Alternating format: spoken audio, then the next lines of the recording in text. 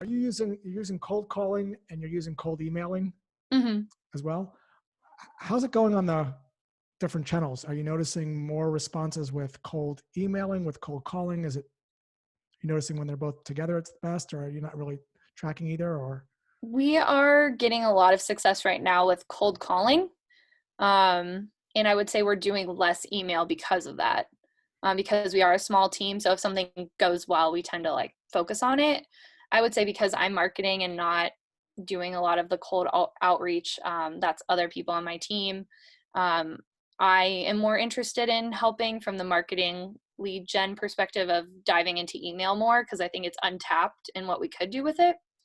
So I would say sales outreach via calling is most successful now. We typically get like, I'm trying to think how many meetings a month. I have that somewhere, but um, we basically have a goal of how many meetings we try to set each month.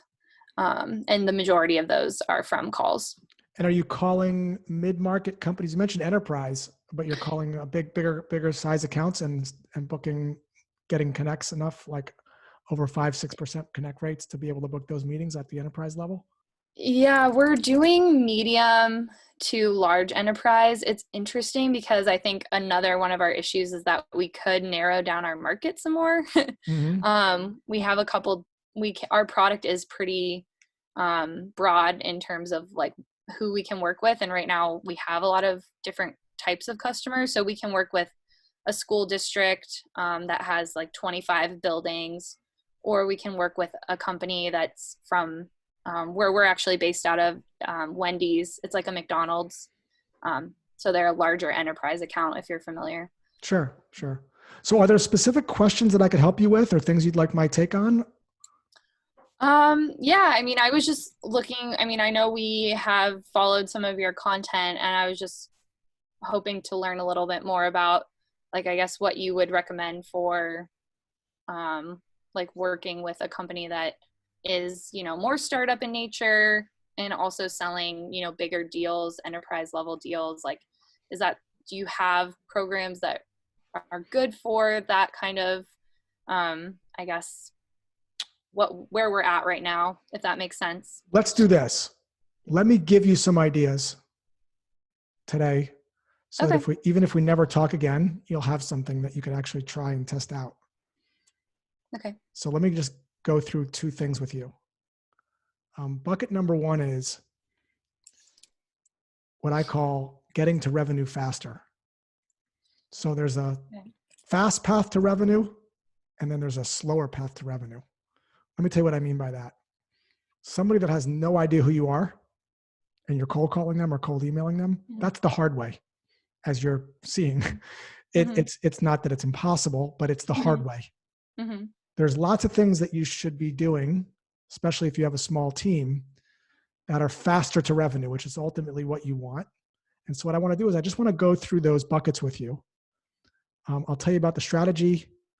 We won't get into the tactics on this Mm-hmm. call, but I just want you to be aware of what these buckets are so that you can actually start to prioritize them. Because at the end of the day, you want money faster in the door. And there's about 6 or 7 things I want to go through. And then we'll talk about outbound. And even in the outbound bucket, there's ways to slice that are closer to the revenue and further away from the revenue. A lot of times people are like, how do I crank up my outbound engine? Mm-hmm. And they kind of forget what the goal is, which is not to crank up an outbound engine.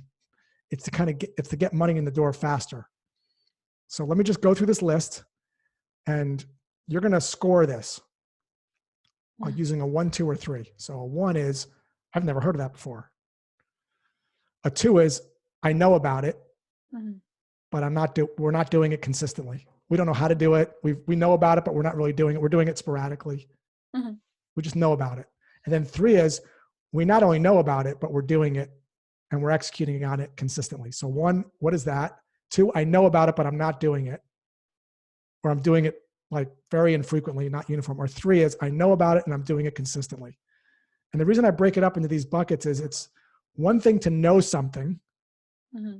but knowing something doesn't really change an outcome. Like you could know how to drive a car by watching a video, but you don't really know unless you actually drive the car that you can actually drive the car. You're doing it. So let me just go through these buckets.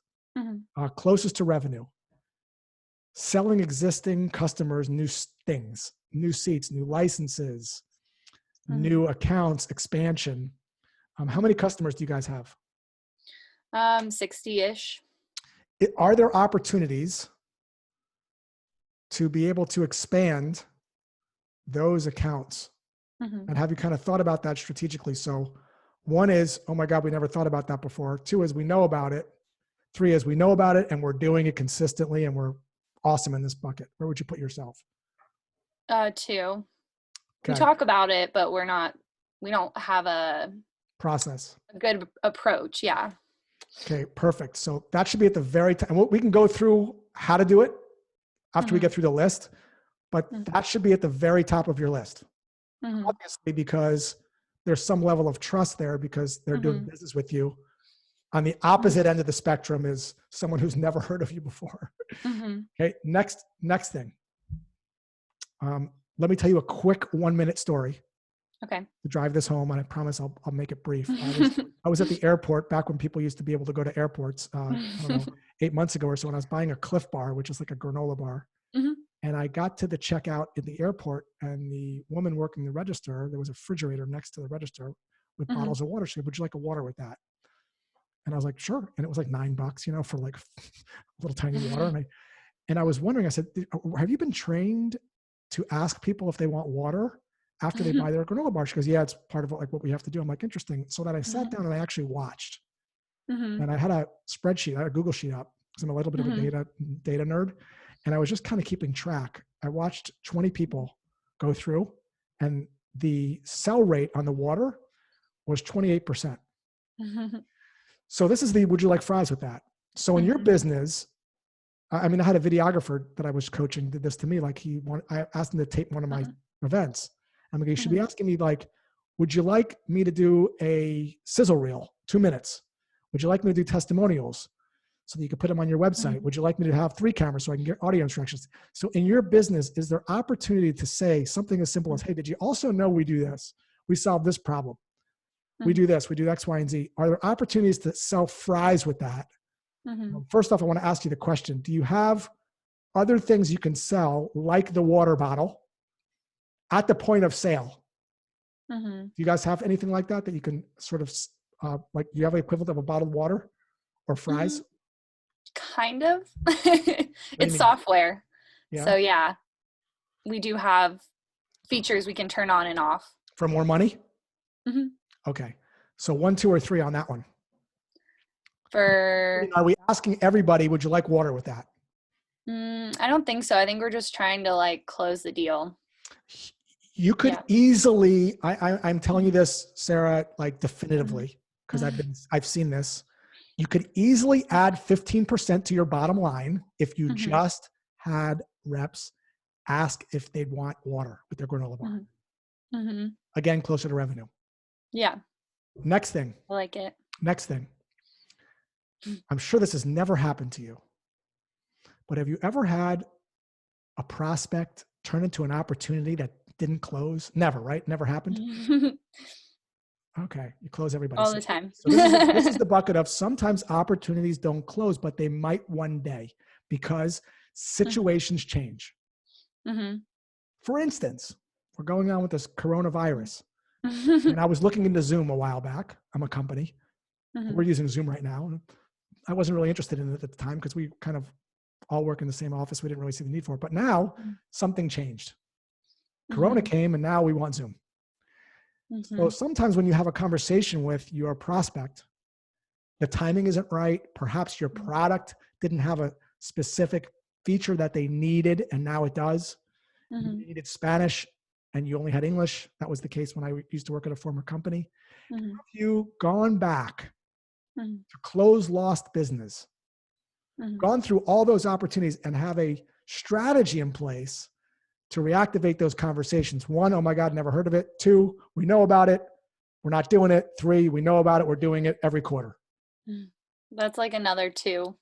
Okay. So these are things that you know about it, but you're not doing. Again, make note of these things because again, with a small team being a startup, and I come from startup roots, your CEO ultimately wants money in the door faster. And when we kind of default to the outbound bucket, it's the hard way. I know it's not like the coolest thing and it's like not as fun, but these things are, you're closer to the revenue. So that's the next thing. Next, do you have customers that used your service once, but are no longer customers? A few, yeah. Okay, go back to them. Mm-hmm. Next one.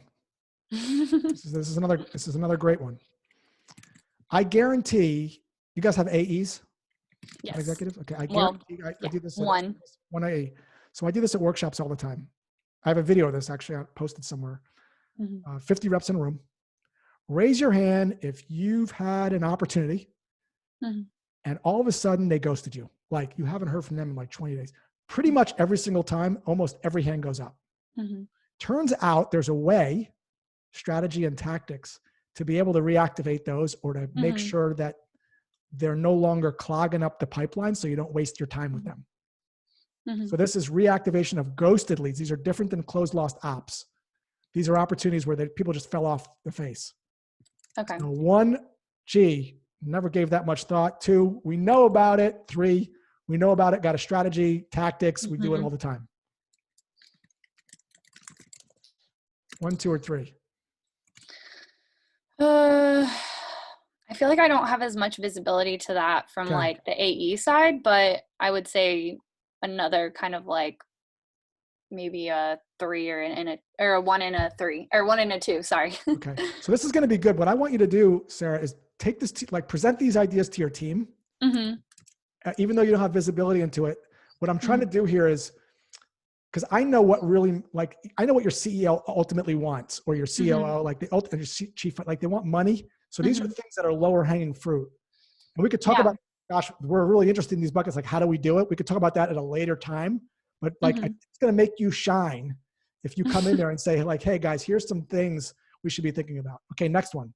Again, this is one that is, people hate the word. They don't know how to do it. It makes them uncomfortable. It's highly effective. Let's talk about how later, but this is the bucket of, and I'm going to use the word, people hate it. It makes people cringe, honestly. Really? Referrals. Asking your existing customers for warm introductions, or tapping the people in your own network, employees, friends of friends, for warm introductions to prospects. We could talk about how to do it, but 1, 2, or 3 on that one. I feel like that one's more of a 1. Okay.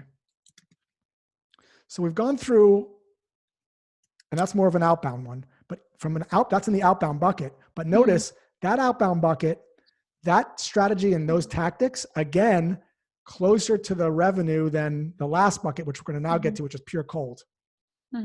So these are some things that we listed about 6 or 7 that I want you to discuss with your team and see if you want to put some energy behind any of these tactics.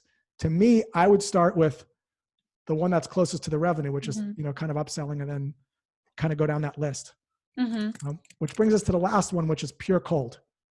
Now there's different buckets in cold, and different buckets now under the cold. So let's go through that. And let me tell you another story. Okay. Story. So you've been on Google before searching for stuff, right? Like whatever you're into. Why do you think Google AdWords are so popular? Why do you think it's made Google billions of dollars? Because there's companies with big marketing budgets. No, no, because it's placement. Keep going. What problem does it solve? It helps you find what you're looking for. Why do marketers love it? Why do marketers love Google AdWords? At least back in the day when it was cheap to buy them. Yeah, you just click it. It's the first thing at the top. Keep going. Name recognition. No. What does it show? Let's say are you into any hobbies or sports or anything? What are you into? I can soccer. Okay. Rec soccer. Okay. Let's say you type in soccer ball, looking for a new soccer ball. If I sell soccer balls, why do I like that? Oh, because people have search intent. Yes. Like intent to buy, I guess. Yes. Intent. So in the bucket of outreach, there's this thing called intent, Mm-hmm. meaning that there's technologies out there that can help you identify Mm-hmm. that people have intent for what it is that you're selling. Mm-hmm. Can I get into this later? But that is a better bucket. Mm-hmm. Yeah. There's these things called trigger events. So being able to see someone's LinkedIn profile, being able to see what kind of technology they use, being able to see, there's even technology out there that shows you what people are searching for. Mm-hmm. There's things like G2 Crowd. There's all sorts of technology out there that shows intent. And obviously, if we have intent buckets, that's cold outreach, but it's kind of cheating a little bit. Mm-hmm. So that again is better than cold. The other thing is inbound leads. How do you prospect in? So let me define these, because these are terms that people define differently. I define an inbound lead as someone filling out a contact us form. Mm-hmm. So with regards to contact us form, high intent, because they're asking you to contact them. And I'd want to know things like this. Mm-hmm. How fast are you actioning them? How good are you at making sure you're only actioning inbound leads that are actually your ICP, ideal customer profile? Mm-hmm. I'd want to know how many of those are booking. What happens when people decide they want to book but don't show up? Is there a process in place for re-engaging them? I'd want to make sure that those leads are being actioned within 4 minutes. Like, I'd want to really delve into that workflow. And I'd want to make sure that people are being routed to AE, so they're not having to speak with SDRs and AEs. If it's an ICP at the right, company, the right title, like, I'd want to make sure that there's no fucking friction, excuse my language. I want to make sure it's routed using something like a chili piper or whatever, like right to the AE. So that again is a bucket of huge optimization for a lot of companies to be able to dial it in. Usually I just want one rep on those. Do you have any sense of what's your flow, inbound flow? And again, inbound is just contact us. Is it like one a month? Is it like? No, it's typically like, it can be anywhere. It's typically around like 5 inbound leads a month, which. Okay. So not huge. No. Okay. Next one is what's called, Beck Holland of Chorus fame codified this word. I really like it, called postbound, which is any lead that comes in via webinar, content download, trade show. You guys play in those buckets? Yeah. Okay. So do you, again, a 1, 2, or a 3, like, do people even know how to follow up with those leads? Because what I can't stand is sales reps saying these leads suck, because they don't. They just might not know how to follow up with them properly.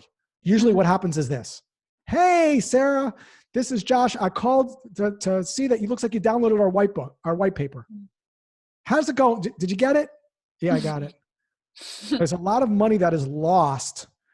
Companies spending a tremendous amount of money on generating leads, but reps don't know how to action those leads. So talk to me there, like 1, 2, or 3 in that bucket. Yeah, definitely like more of a 1, 2. Yeah. Yeah. To me, I would concentrate on all of these buckets that we just talked about way before the hardest bucket, which is pure cold outreach. Yeah, I feel like trade shows, they're easier because usually I set up the conversation when I'm talking to people and we have like some face-to-face relationship. I think it's going to be hard now that a lot of events are canceled. And yeah, I definitely think we don't have as tight of a strategy when it comes to like, I downloaded this, or I subscribed to this, or webinar, that for me is like uncomfortable. Yes. Yeah. You don't know how to do it, like, right. So yeah, there's ways to do that are more, that you'll be more successful in. And then there's ways to blow it, because you only get about 10 seconds if you get someone on the phone. And most of the time, those conversations are horrific. They're literally, I mean, I got one, I actually posted the video. I redacted the rep's name and bleeped out the company because I don't want to throw anyone under the bus, but it was literally, this was the script. Hey, Josh, this is Ben from company. I'm just calling to see if you got the ebook. I'm like, yep, I got it. He goes, okay, thanks. I go, you're welcome. That was the call. It's a shame. It's kind of a shame, because it's a lot of money that marketing spends on those leads. And there's just, people don't know how to start conversations. Yeah. So. I would say that would be a struggle of ours, is to make the transition from, and not be overly salesy either. Like, I don't think anybody wants that. We just want to be helpful. Yeah. So you pick up the phone. I'll run you through a real quick script here. You say, "Hi, this is Sarah." You pretend you just downloaded some ebook or something. Oh. Pick up. Hey, so say, "Hi, this is Sarah." Hi, this is Sarah. Sarah, this is Josh. You have absolutely no idea who I am, but I was hoping I could steal 1 minute of your time. Would that be okay, or would you like to hang up on me? Yeah, that's okay. Awesome. Hey, you probably don't remember this, but it looks like you downloaded an ebook called blah, blah, blah, blah, blah, blah, blah. But more importantly, Sarah, I see that you are running marketing over at X, Y, and Z. And I was just curious, what are you guys doing to make sure that you have leads that are actually ready to buy your product? Doing a lot of different things. Okay, so see the difference there? Yeah. See that conversation, I'm not really relying on the book. I'm starting to get the prospect into a conversation around a specific area that they're interested in. So that's a way that's how it should sound. We have to, obviously the script was made up and BS, but like to the customer, there's probably some interest or different types of topics. Hey, I know, but more importantly, Sarah, I noticed that you are running marketing over at Scripps. One thing that I really noticed was that you're managing, a team of SDRs, and I was curious, based on your interest in this book, what are you folks currently doing to X, Y, or Z? Or what prompted your interest in downloading that book, Sarah? What do you like? Are you interested in X, Y, and Z, or do you just like downloading ebooks? Are you just Sarah? Are you an ebook junkie? You could admit it. Is that what it is? Like, you could do stuff like that too and play around with it. But the idea is to get them into a conversation, so you don't end up with in like a conversation cul-de-sac where it's like a dead end. Yeah. So hopefully this was way more natural. Yeah, just like a little more natural. Yeah, I like it. Yeah. All right. Was this helpful at all? I'll send you the recording as well. Yeah, it was really helpful. Now what? I don't know. You tell me. Where would you like to go? Do you work? What? Oh. Yeah. So I do work with companies. I have 3 ways people can work with me. Way number 1 is I sell something called the Badass B2B Growth Guide. If you go to joshbraun.com, click on the button. It's $197. It is meant to help you start more conversations with people you want to get in front of. It's meant primarily for SDRs. And you can read all about it there. It's a one-time fee, and it's updated every month. You get lifetime updates. So different types of plays you can run: cold call scripts, emails, how to diffuse objections, how to run initial sales conversations, all sorts of buying psychology stuff, direct mail letters, voicemails in that book. As you can check that out. So that's $197. Second way to work with me is I run something called the 14-day cold email challenge. You spend 14 days crafting an outbound set of emails, cold call scripts, direct mail, LinkedIn messages that convert higher than someone selling cold beer during a hot day. Thank you. I'm here all week. So that's a classroom environment online, watching some lessons, finishing some homework, and you get feedback from me. You're in a class with other students from other companies. That's $497.